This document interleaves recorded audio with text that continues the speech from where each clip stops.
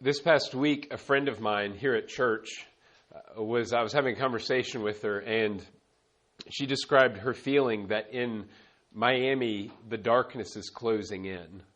It was really a weighty thing for her to say, and I'm sure that all of us have felt that way in life, whether having to do with Miami or just life in general, that there is a lot of darkness in the world.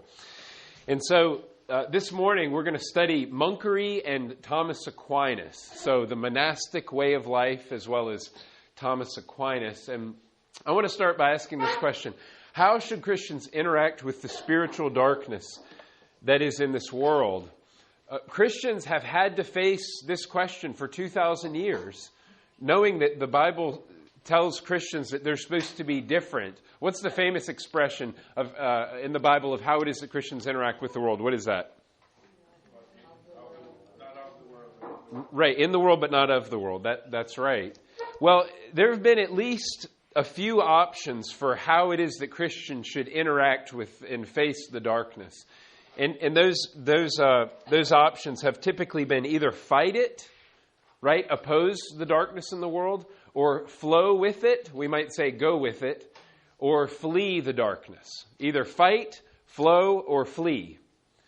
Well, one group of Christians in the early centuries of the church, they opted to flee from the darkness. Now, one way to flee from the darkness is to end your own life. They didn't do that. That wasn't their approach. But they did try to stay in the world, but remove themselves from the world. And some fled the darkness of the empire, again, in the early centuries of the church.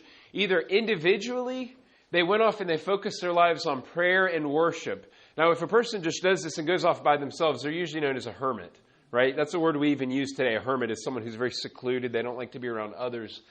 On the other hand, others gathered in communities. These became known as monasteries. They believed if they could avoid the stain of this world, they would have a better chance of obtaining eternal life. This is the origin of monasticism. Monasticism, the word comes from the word for one or solitary. So it's these people who went off and lived a solitary existence, either as individuals or a solitary community, that tried to put some distance, some space between themselves and the rest of the world. Now, just some terminology matters. Monks are those are those males who devote themselves to this kind of lifestyle. Nuns are females who do so.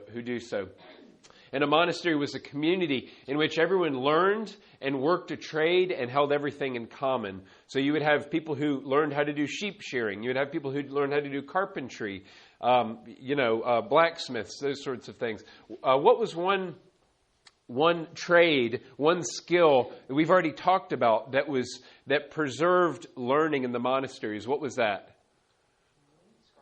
The scribes, that's right. Yeah, those who took ancient manuscripts and made copies of them so that those old writings could proliferate. Now, there's a very common threefold vow that all monastics would take. So if you want to become a nun or a monk, you would take this threefold vow. That included poverty, so nobody had any private possessions. Everything was held in common. Chastity, which is celibacy, so no sexual activity, no marriage. If you're a monk or a nun, you're called to a life of singleness. And thirdly, obedience to the order, the monastic order that you were a part of, or to the abbot. An abbot was the male head of a monastery. An abbess was the female nun who was in charge of a female monastery. So monks and nuns spent their time in worship, prayer, and work. That was the life that they were devoted to. And of course, there are still monasteries today. There are still monks and nuns who follow this lifestyle. So each monastic order had a rule or a standard. And think of that as these are the rules that we will agree to, we will adhere to if we're going to be part of the monastery, right? So that was known as the rule of the monastery. One early example of this are the Benedictines. You ever heard of a Benedictine monk? Well, the Benedictines were founded by Benedict of Nursia in the year 529 A.D. They're known as the Black Monks because of their habit is black. Habit is the dress, the clothing that a monk would wear. Okay, that's what habit means. We'll see in a moment, there are white friars and there are gray friars. So that means the white friars, they wore white. The gray friars, they wore gray. So anyway, the Benedictines were founded by Benedict in the 6th century. They focused on work and on prayer. The rule of St Benedict it contains 73 chapters of what the life of a monk must look like. I've actually read the rule of St Benedict. It's interesting to learn about the type of lifestyle that these people committed themselves to.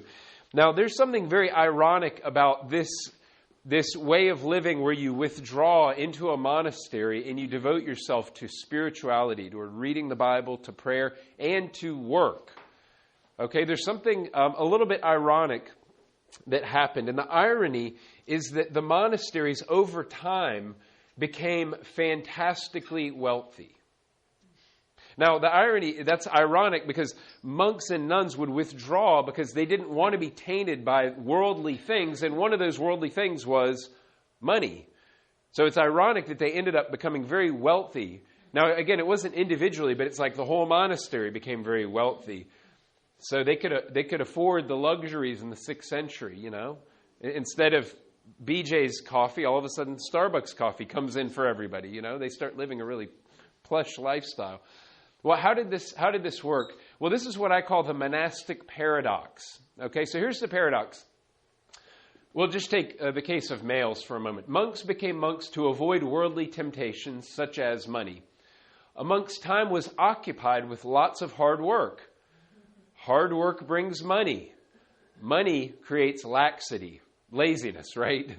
A soft, easy life. And laxity was the opposite of a monk's life purpose. So isn't that kind of ironic? It turns out that if you work a lot, you end up getting money. And that was true even of the monasteries. Some of them, it became a problem. They became enormously wealthy. Sometimes you would have monasteries that would dominate all of Europe's entire trade, you know, such as the wool trade. And back in those days, they didn't have soft cotton like we have. People wore, you know, wool and, you know, the equivalent of like burlap sacks. Well, if you're the only people that are making that for a whole continent, then it turns out you're going to become enormously wealthy. And that was what happened. So there's a little bit of irony there. Now, some monasteries, some monastics, they rejected this potential for wealth building in the monasteries. So over time, they saw that a lot of monasteries were becoming very wealthy, and they didn't like it. And were uncomfortable with it. And so there arose a group of orders known as Mendicant Orders. Mendicant. Now, a mendicant, it comes from the word which means beg, right? So there was a group of monasteries, several orders of monasteries that originated, and they made a vow that they would own absolutely nothing, individually or the whole monastery, right? And so they would make their living off of begging, right? So they just lived off of the charity of other people. So they didn't learn a trade necessarily, but they itinerated. What does itinerate mean? They did what? They moved around. That's right. They moved around. They would share Christianity with people. They would pray for people who were sick. They would work so that people who were sick could become well, and those sorts of things. So there were 4 major mendicant orders that arose. The first are the Augustinians. Now, they were founded in 1244. They follow the rule of St. Augustine. Their focus is on teaching and missions. They're known as the Austin. That's just short for Augustine, the Austin Friars, the order of St. Augustine.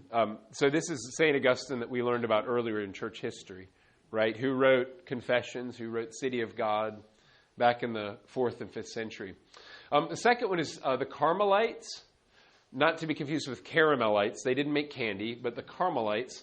They were founded in the 1100s by some hermits on Mount Carmel in Israel. Their focus was on contemplation, service, prayer, and they're known as the White Friars. A friar, by the way, is a member of a monastery. Okay, that's what a friar means. It's not somebody who does cooking.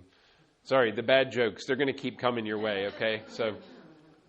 Another group that we're going to come back to the Dominicans. They were very important. They were founded in the year 1216 by a guy called Dominic. Later he was known as St. Dominic. Their focus was on preaching and teaching. They're known as the Black Friars. What do you think their habit was the color of? Black, that's right. Now, they're important, as I say, because they're preachers and teachers. Their main thing was preaching and teaching. It wasn't so much helping people or alleviating suffering and showing mercy. These are the preachers. And I have debated with Dominicans, actually, had very in-depth theological conversations. They know their stuff. They're very, very well educated. They take their preaching and their teaching very seriously. And then the last group I'll mention are the Franciscans. They were founded by, everyone has heard of St. Francis of Assisi. Can't you imagine? There's pictures of him like doing this with birds on his arms. Have you ever seen that? He was a very pacific man, right? Very peaceful. Founded in 1209 by St. Francis. Their focus was on works of mercy and compassion mainly, and then teaching a little bit on the side. They're known as the Grey Friars. Grey Friars. Now, one last religious order that I will mention, they came later. They came after the Reformation. They are the Society of Jesus. Anyone know the other name for the Society of Jesus? The Jesuits. That's exactly right. The Jesuits. The Jesuits were founded in 1540 by Ignatius of Loyola in response to the Protestant Reformation. When we get to the Reformation, we'll see that the Roman Catholic Church... Was there something about the Reformation that I said? Okay. When we get to the Reformation, we'll see that the Roman Catholic Church had several responses to the Protestants over the several decades after the start of the Reformation. One of them was the Inquisition. We'll talk about that. One of them was the Council of Trent. That was a major church council that responded to the Reformation. I'll go ahead and spoil it for you. Believe it or not, they rejected basically everything that Protestants said. Shock of shocks. And the third way that they responded was the formation of the Jesuits. Now, Jesuits are the educators of the Catholic Church. And let me tell you, the Jesuits are exceedingly good educators. Exceedingly good educators. I have a very close friend in Atlanta who attended, he's a Protestant, but he attended a private school called Marist in Atlanta, which is run by Jesuits. He is very, very well educated. He knows his stuff forward and backwards. So I respect that a lot. But anyway, so that's a little bit about the orders, including the one after the Reformation. Now, one of the most influential Dominicans was a guy by the name of Thomas Aquinas. The Roman Catholics call him St. Thomas Aquinas. And so we're gonna turn to that now. Who was Thomas Aquinas, and why was he so influential? Well, I'll put it in one sentence. Thomas Aquinas was the most influential medieval thinker. Now remember, what does medieval mean? Someone who lived in what ages? The Middle Ages. What's the approximate timeline? What are the years we're talking about when we talk about the Middle Ages? What would kind of the broad scope be? About the 5th century, around the time, really when Rome fell, all the way until, well, the Renaissance, until the 1300s, or the Reformation in the 1500s. So we're talking about almost a 1,000-year period. And if this is right, which I believe that it is, then this is an astounding claim, because they're saying this is the most influential person who lived really after Augustine for the next 1,000 years. And what you'll find, y'all, this is worth noting, is that when you take a person who is profoundly capable, they're brilliant in their intellectual ability, they're hard workers, they're willing to apply themselves. A lot of geniuses don't apply themselves and they don't amount to much, right? It's a shame. But what happens is a person who is profoundly brilliant, in the good areas, they're very influential for good, right? The things that are godly and honoring to him. But the inverse is also true. When you take a genius, when they apply themselves and they say things that are not true about God, they're very influential in the other direction, right? And Aquinas, I think, is one of those who's mixed, where there's a lot of good that he did, and there's also harm that he did, right? So we have to be open and honest about that. By the way, we can say that about just about every theologian, can't we? I mean, we could say that about every theologian. I mean, there's nobody who's perfect. Right, a lot of my heroes had very serious faults. I think of some of the things Luther said and did, some of the things Calvin said and did, right? So there's only one hero, and it's not anyone in church history. It's not anyone in the Bible except for one, and who is that? That's Jesus. That's exactly right. So Aquinas, he was born in Aquino, Italy. That's how he got his name, right? He lived, think of kind of a 50-year period from 1225 to about 1275, 1274. He was born in Aquino, Italy, which is about 75 miles southeast of Rome, and that's how he got the name Thomas Aquinas, Thomas of Aquino. Now, most Protestants like me call him Aquinas, but Roman Catholics call him Thomas or Saint Thomas. Aquinas was a short, huge man. He was about 5'5", weighed about 325 pounds, right? So I don't know if he wrote much about moderation, but anyway, that would be ironic. As a boy, his classmates called him a dumb ox. Dumb ox. Dumb because he was shy, he didn't say a lot, but an ox because he was just a big guy his whole life. And his teacher, a guy by the name of Albertus Magnus. Magnus sounds like Charlemagne, which means what? Great, right? So Albertus Magnus is Albert the Great, just as Charlemagne is Charles the Great. And when Albertus Magnus, when he heard these other classmates making fun of Aquinas, calling him a dumb ox, Magnus, who was at that time the most brilliant man, arguably, in Europe at the time, Magnus replied as follows. He said, "You call him a dumb ox. I tell you that the dumb ox will bellow so loud that his bellowing will fill the world." You see, Magnus saw in Aquinas, this is a genius. Don't make fun of him. Don't make fun of him. I had an experience like this probably 12 years ago when I was teaching a group of students in youth ministry, and there was a 6th or a 7th grade boy in the youth group. And one time all the middle school and the high school were together, and I was teaching on something. And he made a remark, and everybody just sort of laughed it off like, "Oh, little Charlie, he doesn't know what he's talking about, you know." And I said, "Y'all hold on for a minute." I said, "Explain what you mean." And I don't remember what it was that he said, but I spotted in him. I said, "That was an incredibly insightful thing. So you 12th graders, y'all be careful. This 6th or 7th grader here, he knows what he's talking about." So occasionally teachers will have that experience. Now, Aquinas was, without question, the most influential philosopher in the Middle Ages, Christian or non-Christian. There are probably some Jews who would say, well, what about Maimonides? There are probably some Muslims who would say, what about Avicenna or Averroes? But arguably, the most influential philosopher in all of the Middle Ages. In fact, people today still define themselves over against Aquinas. Right? People are still writing books and articles about Aquinas constantly, about what he taught, what he believed, what he thought about this or that or the other. In fact, there's a whole school of writing, of philosophy that's known as Thomism. So a person who is committed to Thomas Aquinas' approach to theology, they're known as a Thomist. Right? So anytime you have a name for a whole school named after you, you're a pretty important person. All right? Now, in 1879, Leo XIII, that was a pope, he made Aquinas the official theologian of the church, called the Doctor of the Church, and an angelic doctor, or a Doctorus Angelicus is the Latin word. Now, the reality is that most Roman Catholics today don't know Aquinas. They don't read him. People just don't read in general today. So it's unfortunate that he's not really been read. Okay, so let's get into this. Why was Aquinas so important?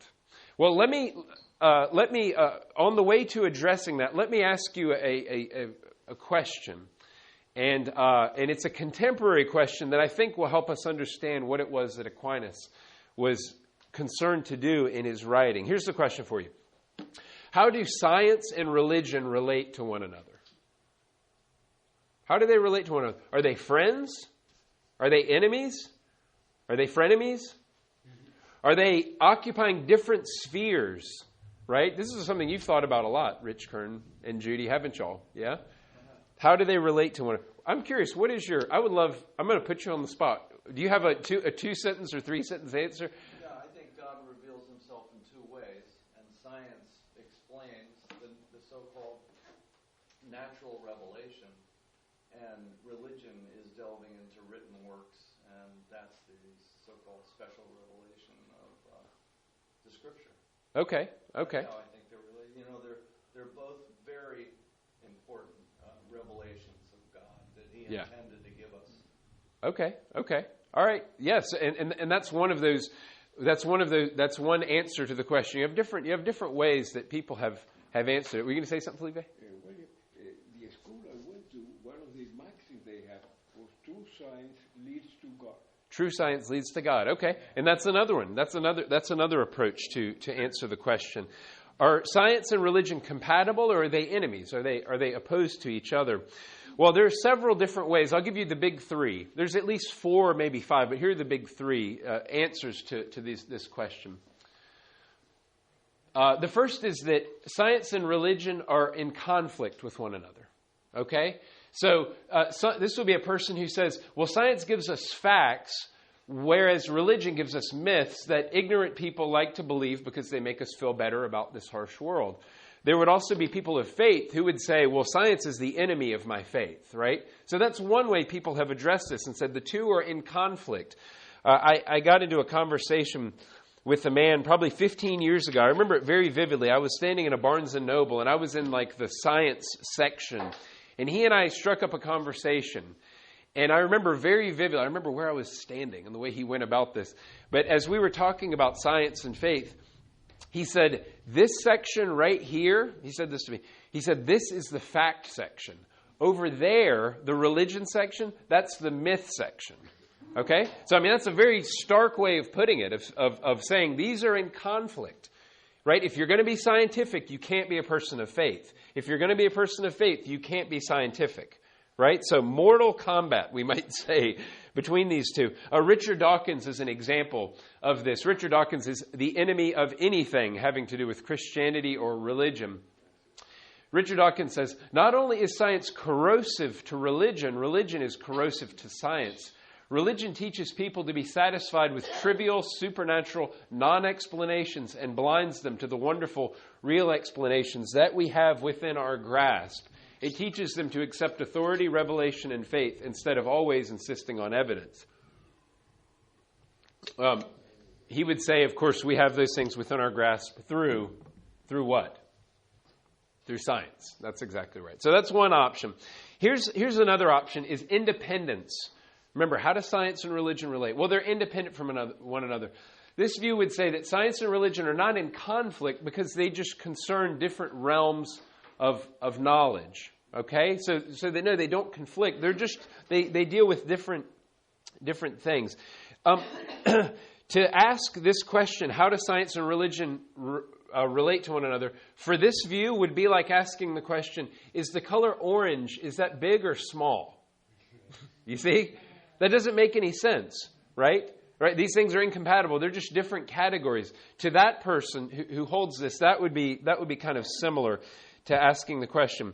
Here's an example of this. In 1615, Galileo, he wrote, the intention of the Holy Ghost, this is in the Bible, the intention of the Holy Ghost is to teach us how one goes to heaven, not how heaven goes. You see? I've also heard it said, the way he put it is, the intention of the Holy Ghost is to teach us how one goes to heaven, not how the heavens go. You get that? So Galileo is saying, look, the Bible is legitimate and science is legitimate, but the Bible isn't trying to teach us about science, and science doesn't teach us about religion either. So they just deal with different realms of truth. Now here's the third view, and it's a view called harmony. Science and religion are not in conflict, but they harmonize. Okay? So this would be the claim that the way the world really is agrees with the Bible's factual description of the world. Now this is, if Aquinas were alive today, he would be in this camp, right? Where he would say, the true description of the physical universe known in the mind of God, that is in harmony with what God has revealed in the Bible. Does that make sense? Now, by the way, I'm in this camp. This is my view. This is my view about science and religion. So now that you understand this modern question, science and religion, know that is kind of a modern formulation of the question. The way that they would have asked this question back in the Middle Ages was not how do science and religion how do those interact? But faith and our word, reason. Faith and reason. How do faith and reason interact? Right? That was the question in the Middle Ages. But we can say that there were also these three categories who would have addressed faith and reason in the same way. Some would have said they're irreconcilable. Others would have said they're different realms of knowledge. And then others, like Aquinas, would have said they actually harmonize and they fit together. Okay? So let me ask you this question. If you're a Christian, why do you believe Christianity is true? Why do you think Christianity is true if you're a Christian? Do you just take it on faith? You can answer. I would invite this. Do you just take it on faith, or are there good reasons? Is there evidence for being a Christian? What do y'all think about this? Andrew, why are you a Christian? I'm going to put you on the spot. There is evidence, but you don't see that evidence until you become a Christian. Okay. I think that the evidence is there, but if you're not a Christian, you don't see it. So I do believe what the Bible says, that you can't be a Christian unless God draws you to be a Christian. So Yeah. I can't really answer that question because I can answer how I just answered it. Right. So Yeah. God draws you to be a Christian, but once you're a Christian, I think the science. I agree with Rich. I mean, there are obviously some controversial things about age and all. Oh, sure. Yeah. But I agree with Rich. I think science. I'm an engineer, and I believe in reason, and I think science is in harmony with Christianity. But no non-Christian would agree with that. Yeah. I mean, most non-Christians would tell you, of course, it's not in harmony. It conflicts Christianity. Yeah. Anyone else? I would also say that I am a Christian because I believe that Jesus died for my sin, and I believe that I am not it. I'm not the end. And like Andrew said, that a non-Christian would think that's rubbish, but I believe that. I very strongly believe that. So I know non-believers, and their world ends with them. They don't pray to anyone, anything. Their world ends with them. My world does not end with me. Yeah. That's well said. It's hard to convert, but possibly convert non-Christian through reason and science. It just doesn't work. I've tried it with my brother. Yeah. It's just impossible. Yeah. I think. Yeah. Someone Peg. can do it through reason and Right. science. Yeah. More power to them, I guess. What were you going to say, Peg? Oh, I was just going to say, this may be a little pedestrian, but I'm a Christian because you can't just look around and see everything and not know that it was someone greater than anyone we could possibly imagine to have created. You are a full-blooded Thomist. I don't know if that's good or bad. But Well, you're going to find out. Yeah. I agree with you, Peg. Yeah. And yet I also agree with Andrew, by the way, that until God opens someone's eyes to see that, they won't accept it the way that it should be accepted. true, to a non-Christian, a tree is just a tree because it's there. Right. Yeah. It's just everything is sort of a brute fact for an unbeliever, right? Something that doesn't. God created us to be. Right. Yeah. Yes, Mrs. Boodhill. Well, I believe I'm a Christian because I believe what the Bible says about sin, what it says about God, what the Bible says about God and about Jesus. And I'm proving that every day in my life. Those truths. Yes. Wonderful.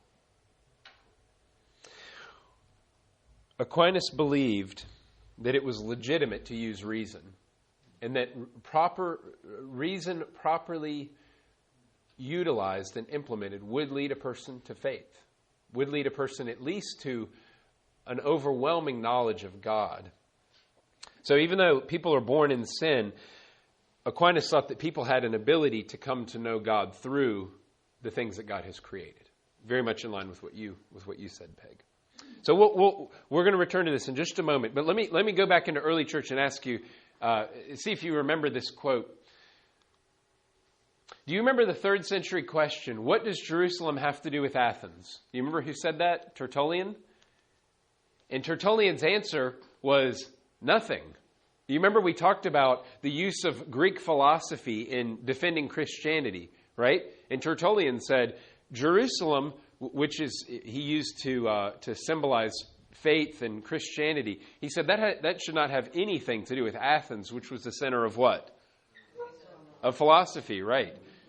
Now Aquinas goes the other direction. He says Jerusalem has everything to do with Athens. Okay? Now, one other note here that is relevant, and I think it bears right on what you said, Leslie, is that Anselm, who lived in the Middle Ages, he had this slogan, Credo ut intelligam, which means I believe, like first I believe, so that I might understand.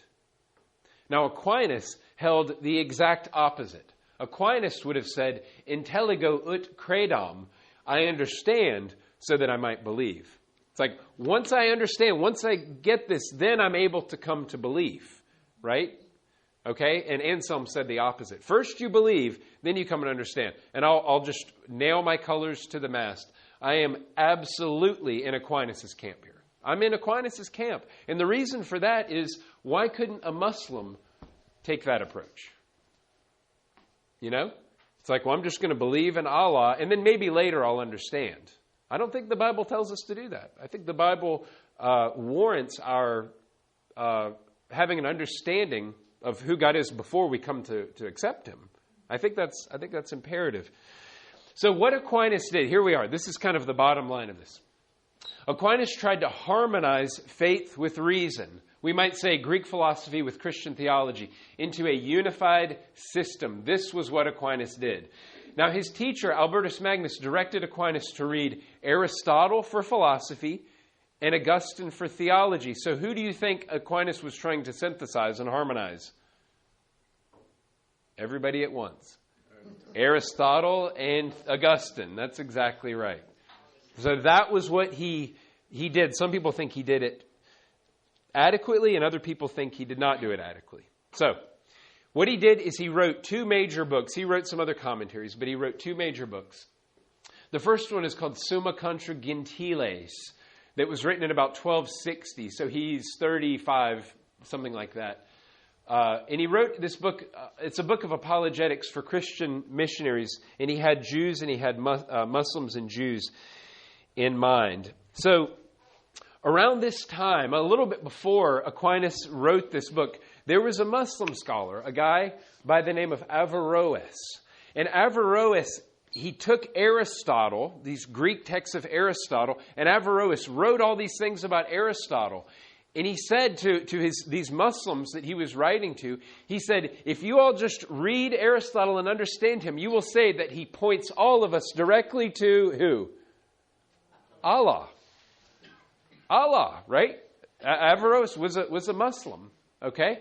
And so Aquinas hears this and is like, no, this can't be. If you read Aristotle, read the best philosopher in the history of the world, arguably, read him and understand him, he is going to lead you to who? To the God of the Bible, okay? So that's what he was doing in Summa Gentiles. Now, in the Vatican Museums in Rome, there is a picture, a fresco of this. Would you mind flipping the lights, please, just so people can see this? But as you walk in, I've been to the Vatican Museums twice, which sounds like just a spoiled little brat thing to say. But anyway, it's like my first time there, you know. But anyway, each time I've noticed this, that as you're passing by, you see all these people. This person is evidently Jewish right here. We've got some Muslim scholars as well. And what do you see flying in on wings of angels? Summa Gentiles. Over here is the Summa Theologica, and over here are his biblical expositions. So this is a 15th century painter who wrote this. The title of the painting is "The Triumph of Aquinas over Averroes." Right, that was the Muslim scholar. You can flip it back on, Andrew. Thanks.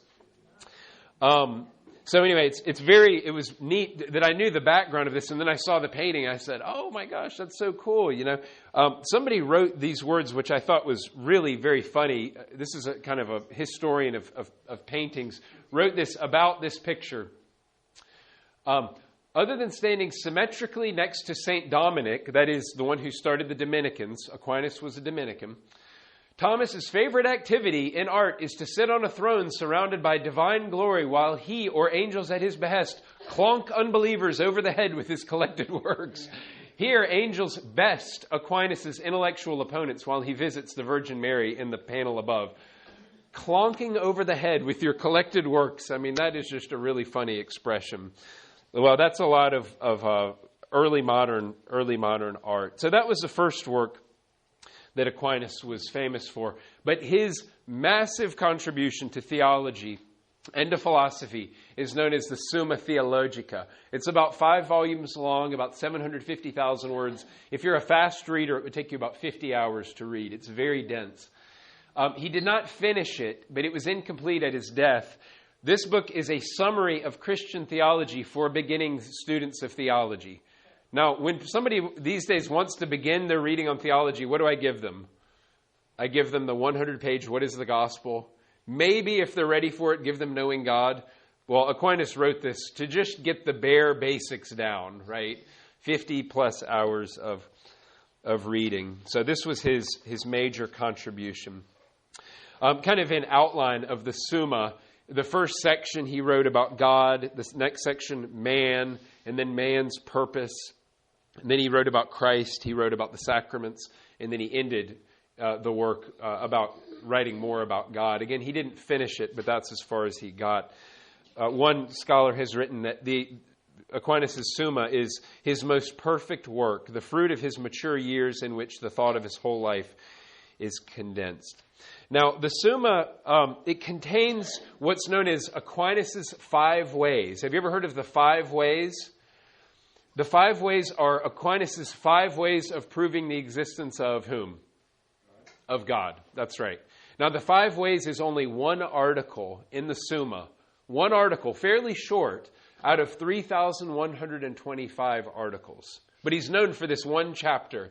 What Aquinas did, are y'all excited by this? I think this is really exciting. So what Aquinas did is he took Aristotle's 5 ways. So Aristotle had written in defense of a, quote, unmoved mover. Have you ever heard of the unmoved mover?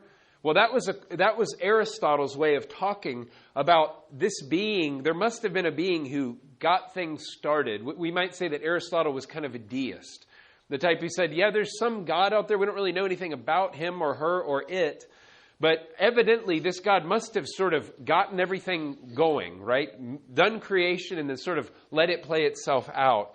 Well, Aquinas took Aristotle. Remember, he's trying to synthesize Aristotle with Christian theology and Augustine. And he formulated his own version of the 5 ways of Thomas Aquinas. So we might say that the 5 ways are an example of natural theology. Now, natural theology is knowledge of God that we can arrive at apart from Scripture. So Aquinas would say, you don't even need the Bible to prove to somebody that God exists. Okay? Now, that was what Aquinas believed. So let's look at this for 1 second, then we'll come to the 5 ways, and then we'll be... Yes, absolutely. Wouldn't it be more accurate to say 5 ways that a God exists? But you need the Bible to know that the God of the Bible exists. We're coming to that. We're coming to that. You're exactly right. You're exactly. People believe there's some supernatural person up there, but they don't believe. 100%. I agree with you. Yeah. The 5 ways don't prove the God and Father of our Lord Jesus Christ, but they do prove that there is a being out there. Which I would say, in modern times, at least, if they're coherent and if you can explain them to a way to other people in a way that is intelligible and persuasive, I think it's worth understanding them, and it might give you some traction. But let's look at natural theology for a second. So natural theology is opposed to revealed theology, right? Natural and special revelation. So natural theology means some things we can learn about God from nature. Revealed theology is the other things must come through revelation. And what is the main revelation? The Bible. That's exactly right. So let's look at Romans 1 for just a brief moment, kind of a defense of natural theology. I think natural theology is a good thing and it's legitimate. Listen to what Paul wrote in Romans 1. For the wrath of God is revealed from heaven against all ungodliness and unrighteousness of men who by their unrighteousness suppress the truth. What does that make you ask? What question? What truth? What truth? What truth is it that people suppress? Verse 19. For what can be known about God is plain to them. Who are the them? The suppressors of righteousness. That's right. Because God has shown it to them. So Paul is saying there's truth about God that people are suppressing that God has shown to them. What things? Verse 20. For his invisible attributes, namely his eternal power and divine nature, have been clearly perceived ever since the creation of the world and the things that have been made. So they are without excuse. For although they knew God, they did not honor him as God or give thanks to him, but they became futile in their thinking, and their foolish hearts were darkened. Romans 1 tells us that certain attributes of God are clearly perceived by people who suppress the truth. What are some? Give me a list. What are some of the things that he says here in Romans 1? What can be clearly perceived by the things that God has made? What are they? What's one? Order? What does it say in the text? Creation. Right? Okay. Creation. What else? Power and divine nature. There you go. That there's a being who possesses eternal power, who has a divine nature, the nature of God. Okay? Ever since the creation of the world, in the things that have been made. So Peg, just like you said, when you kind of go outside and you look and you say, this couldn't have just gotten here, right? Somebody had to, we're able to identify design, when we look at something and you say, well, clearly a person did that. We know that Mount Rushmore, that wasn't an accident, right? There's so much intricacy in it. And in the same way, when we look at the whole cosmos, we have to admit there's unbelievable, spectacular order here. Not only in the galaxies, but also in the electrons and the molecules. The amazing thing is in the animals and creatures. Yeah. I don't study the animals and creatures, but they have such design that is just mind-boggling. It leaps out at you. How they live and how they die and the cycle of life, all that stuff. It is mind-boggling. It is, yeah. Now, of course, I know you said that shows that there's a God, but I agree with you. But there's a large population who just argue, there's some design, but it's not the God of the Bible. Right, yeah. Now, Paul, I think, would say that part of that is their suppression of the truth. Yes, part of it. Yeah. That's a part of it, okay? So, nevertheless, this is important. These attributes of God are clearly perceived, okay? Right here. Or else, they would have an excuse, but Paul says they are without excuse. This is why I follow Aquinas, and I think that there's value to doing natural theology. Very quickly, look at Romans 2, because there's more that God has clearly revealed about himself. Paul writes, "It is not the hearers of the law who are righteous before God, but the doers of the law who will be justified. For when Gentiles who do not have the law of God by nature do what the law requires, they are a law to themselves, even though they do not have the law. They show that the work of the law is written on their hearts, while their conscience also bears witness, and their conflicting thoughts accuse or else excuse them." What else can the natural man know? The person who is not a Christian, who doesn't have the Spirit of God, what else can they know? What's that? That there's right and wrong. Yeah? I mean, right here, the work of the law is written on their hearts. Their conscience bears witness. Frankly, or I'll put it this way. This is why, unless your conscience is warped and seared after a life of unrighteousness and you don't really have a conscience anymore, unless if you're in that case, doesn't it feel so good? You do this when you do something good. You say, I was good. My mom was right. I'm a good boy. And when you do bad, there's this part that wants to beat yourself. I did wrong. My mom was right. I'm horrible. Well, that's what the Apostle Paul is speaking to us about. So, with this said, let me point out, is the Bible necessary for people to come to a knowledge of God savingly? I say yes. All of that information, that does not lead a person to the cross, and that's what we all need. We might say natural theology is enough to get us into trouble, but not to save us. So, here is Aquinas' way of doing natural theology, using Aristotle and trying to sanctify Aristotle. Here are the 5 ways. How do we know that there's a God, Aquinas? The first way that he gives is the argument from motion. Aquinas is saying there must be a God or someone like God because of motion. And this is me boiling the argument down into 2 sentences, so bear with me and understand that this is very brief. Every object that is in motion was set in motion by something else. This implies that there is an initial source of motion, something that begins all motion. Therefore, God is the source of all motion. Second argument from causation. Every effect happens as a result of a prior cause. This implies that there is an initial source for every effect, an initial cause for every effect. God is the source of all these effects. Thirdly, the argument for contingency. By the way, this one for me is like slam dunk. I find this very, very powerful. Here's the argument from contingency. Everything seems to be contingent. You know what contingent means? Limited, subject to change, or finite, right? This implies that there is a being who is necessary, that there is one who is not contingent. God is the only one who is not contingent. Fourth, the degrees of perfection. Everything seems to possess differing degrees of perfection, right? We say that something is good, something is better, something is best. There's sort of a scale of perfection. This implies that there is a most perfect thing. God is the most perfect thing. If you really know your philosophy, this is sort of a formulation of what other argument for God's existence? The altogether, starts with an O, ontological argument for God's existence, right? Close, right? Lastly, argument from final causes. Everything has a purpose. Everything certainly appears to have a purpose. This implies that there must be a source of ultimate purpose. The source of ultimate purpose is God. Any questions about the 5 ways? The first statement you put up before the 5, Aquinas wouldn't agree with that, then. Is that true? Aquinas, right here, is it necessary? Does Aquinas agree with that statement? Aquinas would say that the church is necessary for salvation, and you know about the church through natural revelation. So you wouldn't agree with that statement? He would agree with that. The Bible is necessary. The church, or he would put the church and the Bible together. Where Aquinas would differ from other people is a lot of people would say that natural theology is illegitimate. Don't bother using it, right? Aquinas would say, no, it has a use. It has a purpose, right? So that's where Aquinas would differ. Any other questions about these? I mean, y'all got it, the 5 ways. Does everybody understand them? When you take the test at the end of church history, are you all going to nail it? Okay.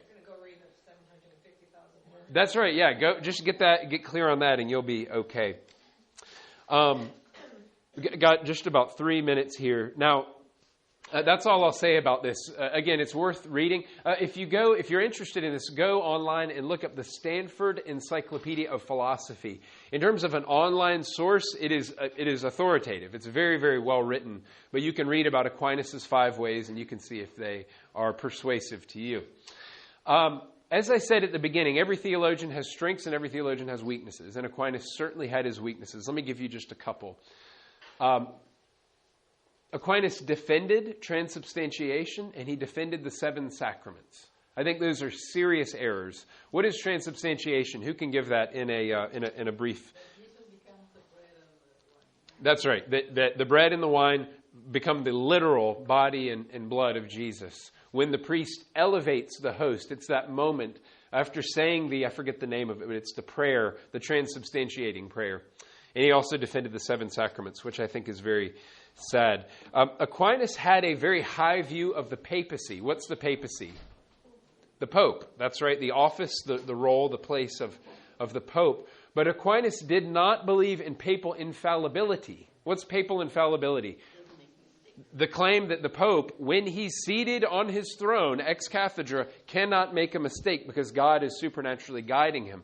Aquinas did not believe that. There's something very tricky that Roman Catholics, who I don't have anything personally against them, but something that they will try, it's kind of a little sleight of hand that they'll pull. And what it is that when the Catholic Church says X is true, whatever it is, papal infallibility, the Immaculate Conception of Mary, right? Her ascension into heaven, all those things. When the Roman Catholic Church teaches that that is true in, let's say, the year 1870, they say it has nevertheless always been true. But God has only revealed to us now that it has always been true. Okay, does that make sense to you? Do you understand that? Right? So when Papal Infallibility was declared at a council called Vatican I in 1870, the Catholic Church was saying the Pope is infallible. He cannot make an error when he's sitting in his chair ex cathedra, but it has always been true that he has been unable to make an error when he's sitting ex cathedra. Okay? Now, think with me for a moment. Is it fair to hold Tertullian and Augustine and Aquinas to things that the Catholic Church later taught that the Church was not teaching when they were alive? Is that fair to hold them to that? No. Let's pretend I die tomorrow, and next week the PCA, our denomination, says we don't really believe Jesus rose from the dead. Would it be fair for someone, well, let's pretend that someone would want to write about me after I die. Would it be fair for someone to say, well, Nathan Barker was part of the PCA, and the PCA doesn't believe in the resurrection of Christ, so Nathan didn't believe in it. Is that fair? Of course not. Right? So that's where, at times, Roman Catholics will say, well, look, it was always true that the Pope was infallible, even in the times of Aquinas. Nevertheless, you can't hold Aquinas to that, because papal infallibility was declared later on. Does that make sense? It's a kind of a technical point, but it's important, especially if you have a conversation with a Roman Catholic. Now, let me end on this note. I can forgive. Of course, I don't forgive unless if someone wrongs me, but it's God who forgives. I can forgive Aquinas for a lot of his error because of something wonderful that he wrote that tells me a lot about the man. Let me say what it was. The year before Aquinas died, he said that he had a vision of Jesus. He said that Jesus came to him and spoke to him. And in the vision, Jesus said this: "You have written well of me, Thomas. What reward would you have for your labor?" And Thomas responded, "Nothing but you, Lord." Is that beautiful? I think that's beautiful. You take a man whose entire life was devoted to nothing but reading and writing and striving to honor God. Of course, he didn't always get it right. He had some serious errors. But when you think of this, whether we don't know many details other than Aquinas reported that he had a vision of Jesus, that Jesus came to him and said, "You've written well of me. What do you want? What can I give you in reward for all that you've written?" What was Thomas's reply? You. Now, I would suggest that is something that a humble man who deeply honored and loved the Lord would say. So, despite his errors that I think we can and we should criticize him for, I hear in this type of a statement someone who I think had a deep love for the Lord Jesus. And if he hadn't, he wouldn't have said that. If Aquinas really thought that all of his labors earned him something, he would say, well, I deserve heaven. I deserve a good life. I deserve a long life. I deserve this. I deserve that. He said, God, I only want you. I mean, if I have just one person at Pinelands who comes to that conclusion and says, Lord, in exchange for all of my life, I would just have more of you, I would say, hurrah, yay and amen, and huzzah. I hope that more people will. What's that? Aquinas? Do you mean? Praying through Mary. I don't know his position on Mary. I'm ignorant, but I'm going to look it up now, and I'll let you know.